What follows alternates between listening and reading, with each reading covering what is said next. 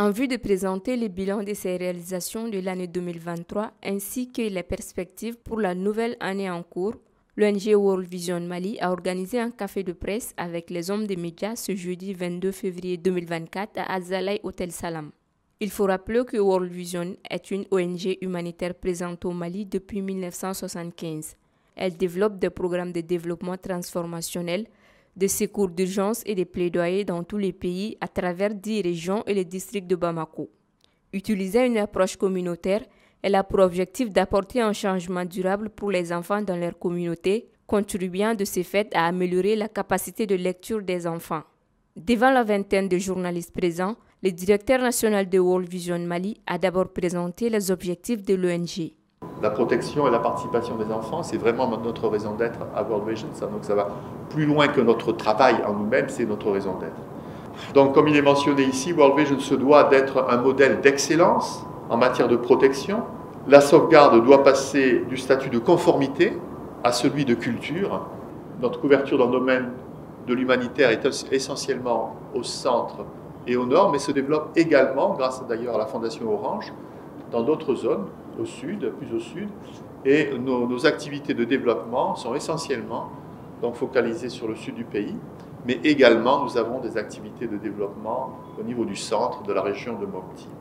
Nous avons donc 3 piliers programmatiques. Le pilier donc développement d'une part, ensuite l'humanitaire, le plaidoyer qui est transversal. Dans le développement, donc développement communautaire durable à long terme, dans le domaine de l'humanitaire, il s'agit de secours d'urgence à court terme, tels que la fourniture de nourriture, la fourniture de logements, de soins médicaux aux victimes de catastrophes naturelles ou qui sont causées par l'homme. Le domaine du plaidoyer est donc transversal sur l'ensemble de nos activités. Et il s'agit donc de travailler avec les décideurs politiques, avec le public au niveau local, national, régional et international. Nos objectifs dans le domaine donc, de l'éducation, dans le domaine de l'eau, hygiène, assainissement, santé, nutrition, c'est d'augmenter le nombre d'enfants qui sont en bonne santé et qui sont bien nourris. Dans le domaine de l'éducation, il s'agit d'augmenter le nombre d'élèves du primaire capables de lire. Et pour ce qui concerne l'engagement communautaire, il s'agit donc d'augmenter le nombre d'enfants qui vivent des relations pacifiques et positives avec leur famille et leur communauté. Et donc ces enfants sont de l'âge de 3 à 18 ans. Ce sont essentiellement nos enfants qui sont parrainés par les parrains dans le monde entier. Il a par la suite dressé le bilan des réalisations de World Vision Mali au cours de l'année écoulée. On peut noter que l'ONG a eu un impact positif sur la vie de plus d'1 million d'enfants au Mali en 2023 pour un coût de plus de 30 millions de dollars. Dans le développement économique, j'ai parlé tout à l'heure des groupes d'épargne, donc plus de 200, 284 en 2023, des nouveaux groupes d'épargne. Et ça a permis donc à plus de 36 000 nouvelles femmes ou nouveaux membres de groupes d'épargne donc de participer à cette activité. 10 000 bénéficiaires supplémentaires qui ont participé à la production agricole. C'est essentiellement dans le domaine rural, 95% sont dans le rural, et c'est 62% de femmes.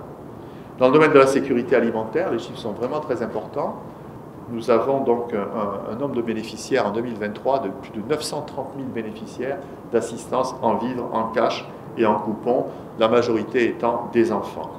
Dans le domaine de l'eau, hygiène, assainissement, donc 160 000 personnes supplémentaires ont eu accès à l'eau potable. Je précise que depuis que nous intervenons dans le domaine de l'eau, hygiène, assainissement, c'est 1,8 million de personnes qui ont bénéficié donc, de ces activités.